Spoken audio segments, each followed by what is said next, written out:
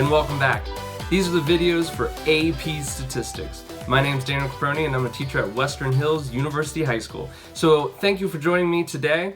We are actually on video 18 of this series, but this will be day 2 of hypothesis testing. I'm really happy you could join me. If you would like to check out any of the previous videos so you don't feel left out or like you don't understand what's going on, you can always go to my YouTube channel at MrCaproni. There's no space, no period, just search MrCaproni and you will find all my videos there. Today, we're going to dive into our second day of hypothesis testing. For the first day, we went through the entire process, and we talked a little bit about null and alternative hypotheses. Today, we're actually going to continue that work, but we're going to be talking more about which test you use and when, p-values, and we're going to talk a little bit about how you write the conclusion for these. So, I'm really happy you joined us, and I hope you learned something new today. Welcome to AP Statistics video number 18. So this is the process we outlined in our first video. We said that for this whole hypothesis test, our goal was to go ahead and try to prove some type of statement to be incorrect. In this chapter, we were looking at the cracking during cooling of metal ingots. And we found out that they usually crack 20% of the time, but someone came up with a new process where they only crack 17% of the time. So we're using a hypothesis test to see if that new process is good enough that we should start using it all the time, or is 17% close enough to 20% that we can just say it was lucky for this sample, and it's actually so close that really it probably doesn't make a difference. It was just a good batch that we saw this time around. When we're looking through the process, we've already talked in great detail about step number 2. The whole first video went through the null and alternative hypothesis, what they mean, and how we write those out. Step 3 really is kind of just a given situation. We don't need to dive into that. That's just writing out the material, seeing what we got so we can make informed decisions later on. The first informed decision we're going to make with that is deciding which test we're going to use for this hypothesis test. Now, there are 2 steps we're talking about deciding which hypothesis test to use. The first one is the general name of the test. So for this chapter, we are only going to be looking at one proportion z-test. That's the title of the test we'll be using. And we'll talk a little bit about how you decide to pick that once we start looking at more test options as we go along. For example, we're going to be looking at one sample mean test for z-tests. We're going to look at one sample for the mean for a t-test.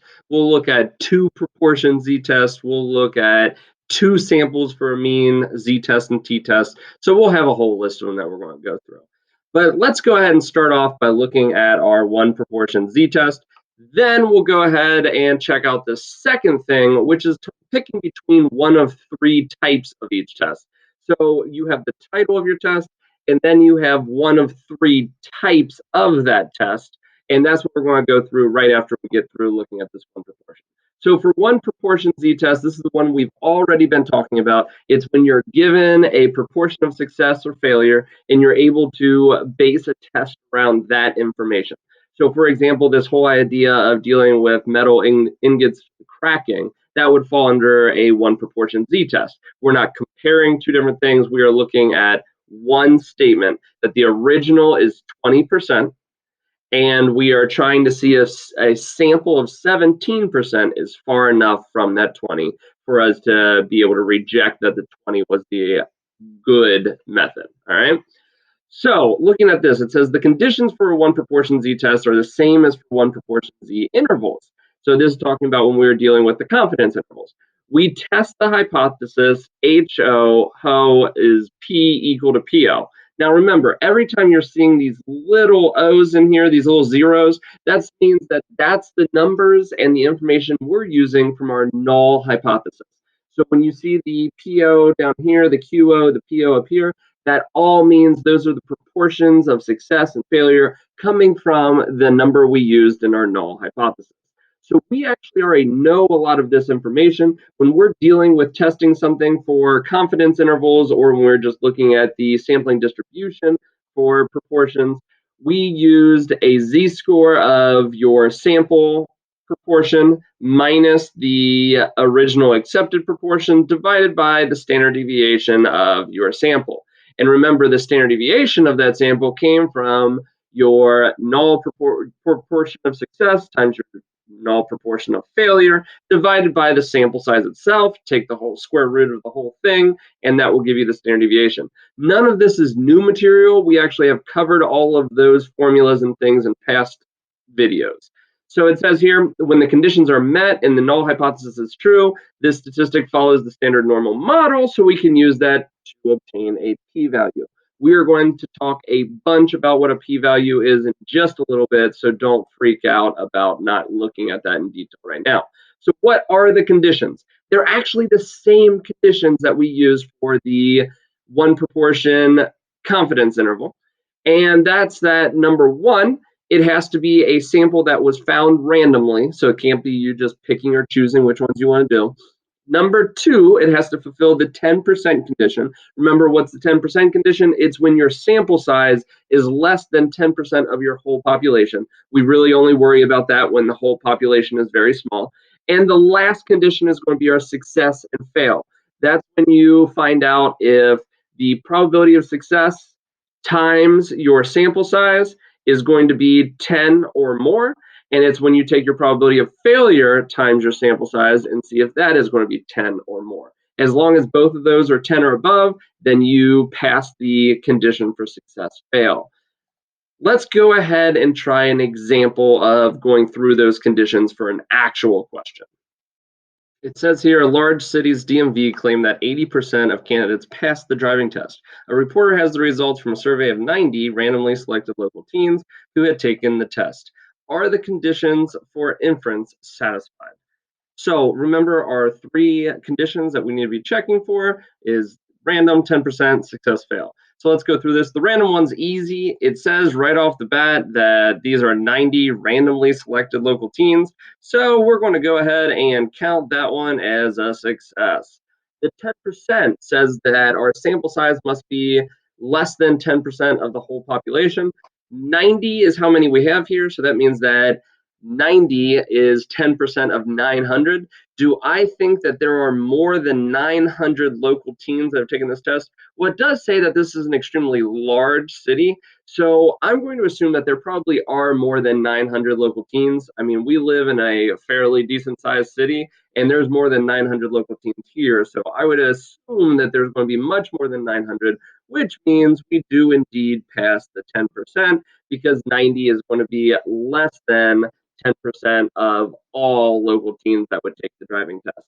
Last one is our success fail condition, and this is the only one that requires a little bit of work. Remember, we take our sample size and we multiply it by the probability of success, which is 0.80 in this case, and we also take that same sample size and multiply it by the probability of failure, which would be 20% in this case. And both of those must be 10 or larger. When you go ahead and plug that in, you'll end up with you're going to end up with 72 for this guy, and you're going to end up with 18 for this one down here. Both of those are larger than 10, so that means we also pass the success fail condition. So this would be an example of passing all three of these. And we can go ahead and move on to talking about, all right, once we have that this is a one proportion z-test for hypothesis testing, how do we pick between the three types of that once we know our conditions are met? So here's what I mean by the three types. When we talked about alternative hypotheses, we talked about the fact that you will use one of three symbols. On the left-hand side, you will always have your P for the proportion tests. And then on the right-hand side, you'll have whatever the value of that P is for your original null hypothesis. But then in the middle, you can either have a less than, not equal to, or a greater than sign to work with. Those three symbols will actually drastically change how the computations are made for finding your p-value later on. So it's not just a matter of throwing in a specific symbol. You truly have to know which one to use. Now remember, you're going to pretty much use the less than anytime it says like, hey, our new thing, or we assume that the new value is actually less than whatever the null was. We're going to use the middle guy here anytime it talks about, I don't know, any mention of it not being the same or not equal to, or it's just not that. All All right. It's not where we really specify above or below. We just say we're just trying to show it's not the value that they told us. And the last one is just like the first one, but on the flip side. So we'll be saying, hey, we're going to use that anytime it says our actual value that we believe to be true is larger, bigger, more than whatever the null hypothesis was. Now, how are these actually affecting the work behind the scenes, and why are they so important? Remember, in order to prove that the null hypothesis is incorrect, we're essentially going to be using probabilities to decide, like, hey, is the chance of this so unusual that we're able to reject the original statement?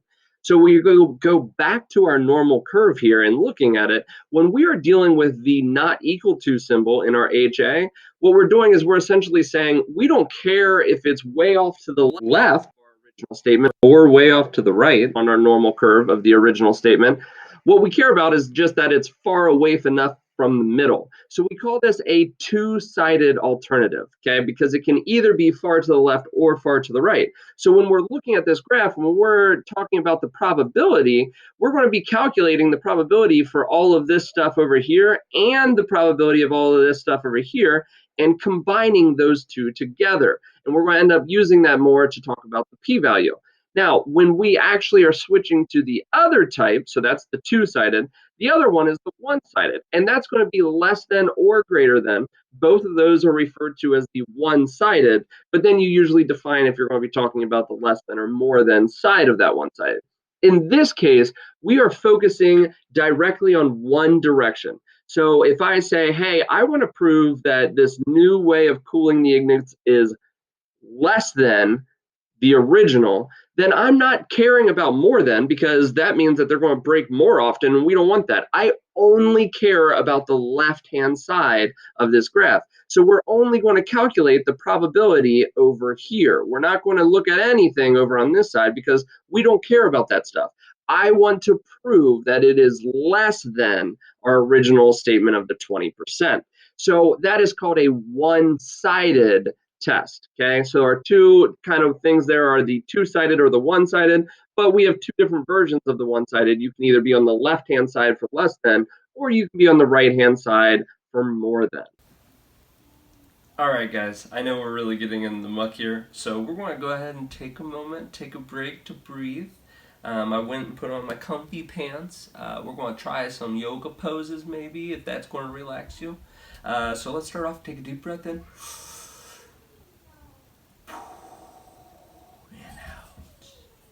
All right, let's go ahead and try the tree pose. So let's go breath in.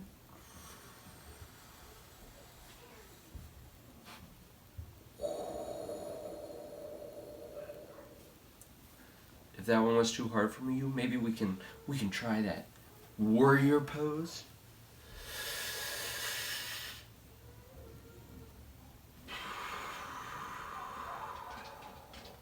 Oh yeah. All right, so we got a little bit of break. Let's go ahead and dive right back in.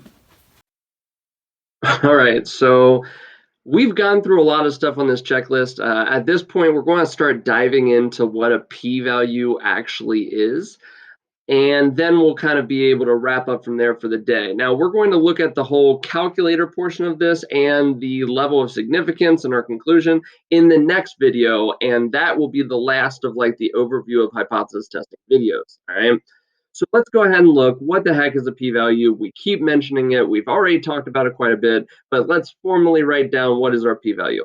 P-value is the probability of getting the sample that you got if the null hypothesis were true. So in our case, it's the probability of getting a sample of 17 or less if the 20% is the true value. All right. Now, we already know all the work that goes with it, and we've already seen the slide earlier in this video about it.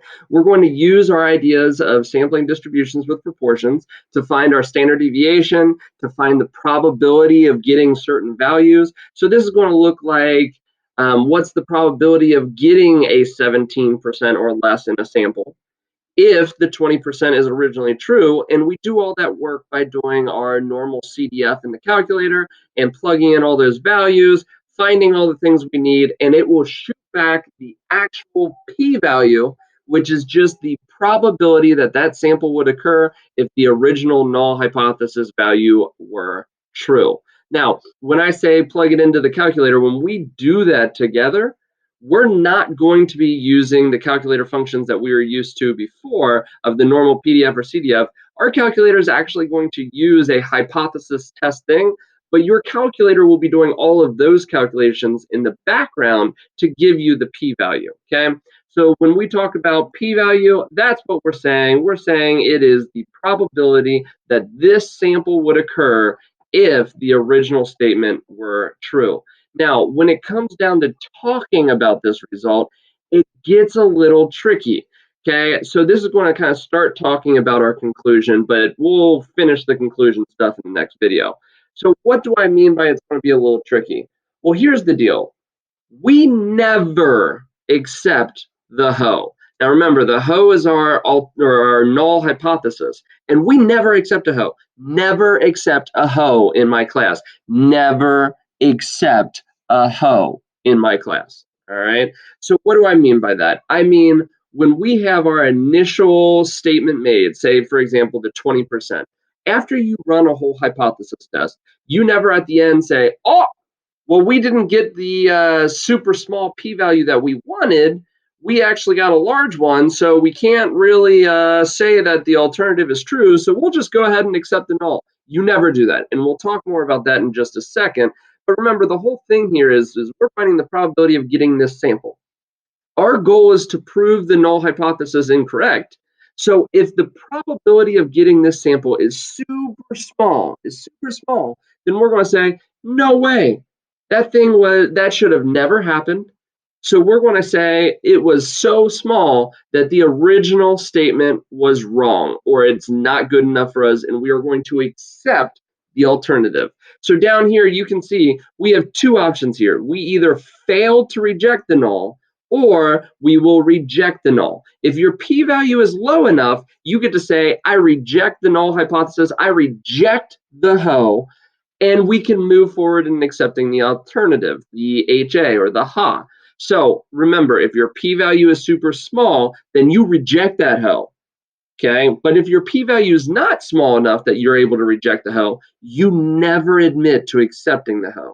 Instead, what we say is we failed to reject the hoe. So you didn't accept the hoe, you just failed to reject the hoe. Okay, so again, if we bring that all together, we would say, hey, you have two options here. You're either going to end up with a high p-value or a low p-value. Remember, the p-value is the probability that that sample should have happened.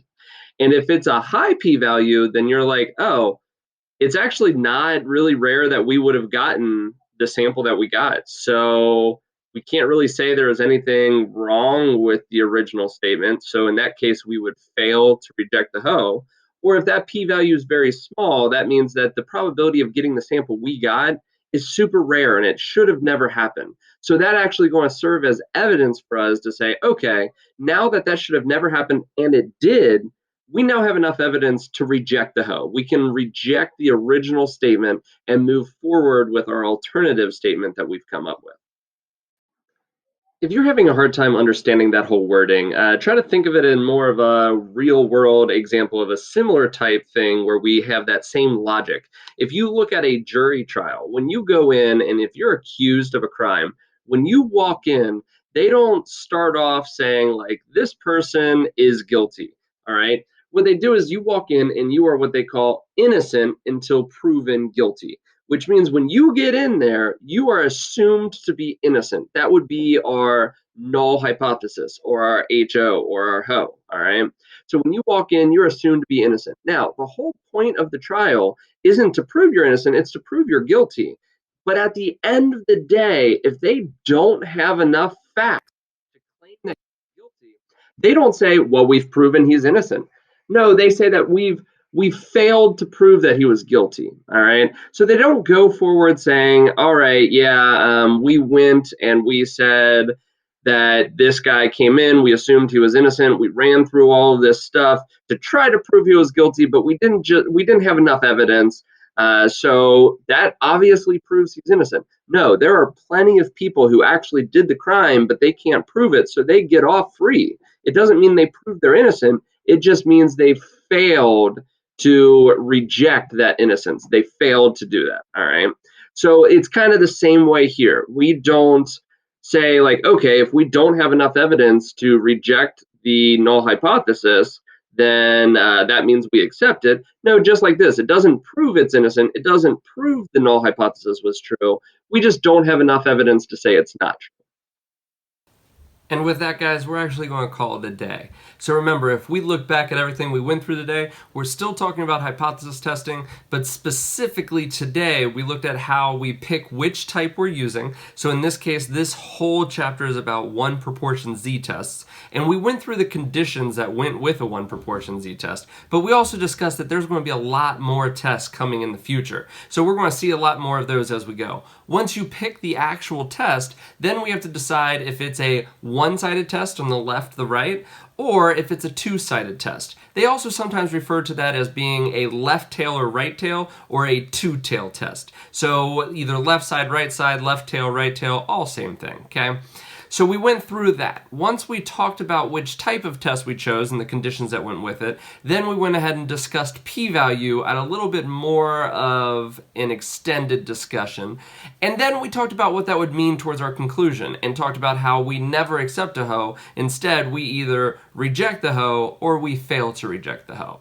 Now, in the next video, we're going to try to finish up this whole hypothesis intro, and we're going to talk about what is the final conclusion we write. How do we go about picking it? Like, when do we know our p-value is high enough or low enough to reject or fail to reject? And we're going to wrap up the whole discussion of hypothesis testing and what it means for us doing an actual sample problem or two. Okay? So I hope you can join us next time. Remember, if you're missing any of these videos in the future, or you need to catch up on some videos from the past, feel free to always check out my YouTube channel at MrCaproni. No period, no space. Just search MrCaproni on YouTube, and you can find all these AP statistical videos there. Well, as always, guys, I hope you learned something new. Thanks for joining me today, and stay fit, stay healthy, and have a wonderful day.